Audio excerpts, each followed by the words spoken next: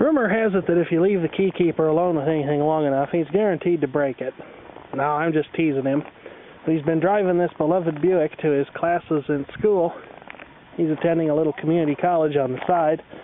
And this car has suddenly decided, after heating so well after we worked on it, that it's not heating at all. But that's not what I'm going to work on today. I'm actually going to go over here to this 2000 Chrysler Grand Voyager of my mother's. It's my dad saying he could tear up anything. Well, it's not a kerosene heater while I try to fall. Well, my mother's Chrysler Grand Voyager has got a problem. I've been warming it up because it's, well, let's see, it's 20 degrees out here. That's wonderful. Her radio, just a little old cassette player, has decided, probably out of self-defense, given the kind of crap that she listens to, and I mean, that's really bad. But the tape deck, which she was using with a CD adapter, has decided to enter an infinite auto-reversing loop. So there's probably a belt falling off of it or something. Normally I'd take it out of there and fix it, but since she wants a CD player anyway, and I happen to cross an open box special here, that's what we're going to do. We're going to put a CD player in this van, test it out. Alright, now, it looks like the way we've got to do this to start getting this decorative trim off here is take off all these control shafts, which you can do, but you want to be careful with them because sometimes they're made of brittle plastic. As you can see, I've already got them off here. So let's see if we can coax this front trim into coming off. Well, as luck would have it, I ended up getting a little messed up in trying to get the new radio in here. I actually went, of course, to Circuit City to pick up on more bankruptcy specials, and tried to get an installation kit for this van, told them it was a Chrysler Grand Voyager, and they handed me a kit for a model year that was much too new, the one that's got like the 3 vents up here instead of the 2, the Dodge Grand Caravan and the Chrysler Voyager that have that kind of a dash instead of this older style. So that messed me up, but I got that taken care of, and I got the correct installation kit for this fine discount radio here. This is actually the same kit that I used in the '84 Reliant, which is pretty cool.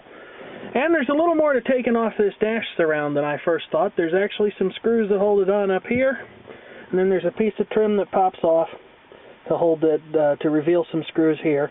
So you got to take all those out, and then this thing comes off more or less easily, and of course you already have your control shafts removed like I was talking about, and then this thing pulls out, you unplug some wires, and you can put the radio in, which is exactly what we're going to do now. And once we get in here, we see that it's like the old Reliant in a lot of respects. We have the good old Chrysler ground braid, only this vehicle had a stereo in it from the factory, so it's actually got the stereo wiring, which means I could use my adapter kit more or less correctly, whereas in the K car, I had to consult the service manual and use the wrong colored connectors because in it, the black connector does everything with the AM radio. The gray one is only used on stereo sets. So now I'm going to hook it up, and we'll see if it works. Okay, so the majority of our wiring's hooked up. We're reusing our ground braid in here with it hooked to the radio's ground connection, this black wire right here. And then there was this extra connector, which appears to be nothing more than another ground, which was actually attached to the metal body of the old radio. I'm not using it for anything, so I just sealed it up in tape, so when it goes back in there, it can't possibly short anything out or mess anything up. So let's see if the radio will come on and work. I don't actually have an antenna hooked up to it now, so you can't expect a whole lot there. But if it comes on, it lit up, and it's got a clock in it. Seems to be pretty happy. Have to get some music to play, though. Try to hook it up to the antenna here, although the antenna lead, they did not be too overly, we're not too overly generous with antenna lead in this thing. So, we'll just have to see what I can do there.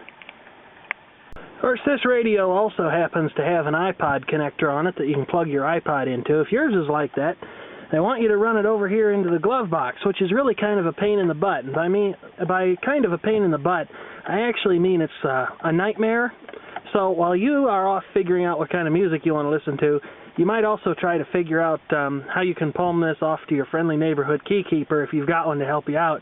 He can do this, and you can figure out what you're going to listen to when the radio is installed. Well, when I said the iPod connector was a lot of fun to route, I was lying to you. Chrysler was stingy with their antenna cable on this van, so that was even more fun, but I managed to scare some more of it up out of the dash. So let's see if I'm smart enough to turn this thing on.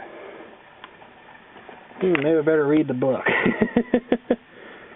Nope, there we go. Tuner, it says. Got static. It's always a good sign. Partly sunny, continued warm with a high in the upper 30s. There we go. Mostly cloudy at night, low around I'd say 20. it works.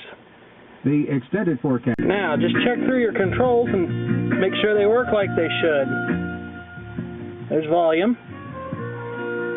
Let's see what we got here. Balance. Goes over to the right. Goes over to the left. And the fader. We're on the front. And then we're in the back. So all I got to do now is put the glove box and stuff back together, and we'll be done. Well, now I've got my buddy the key keeper along for the ride. We're going to test this thing out because every good mechanic tests their work. Look at that, 182,882 miles on a 2000 model year Chrysler Grand Voyager. This thing gets the heck driven out of it. So we're going to turn it on here, and we're going to get on the road.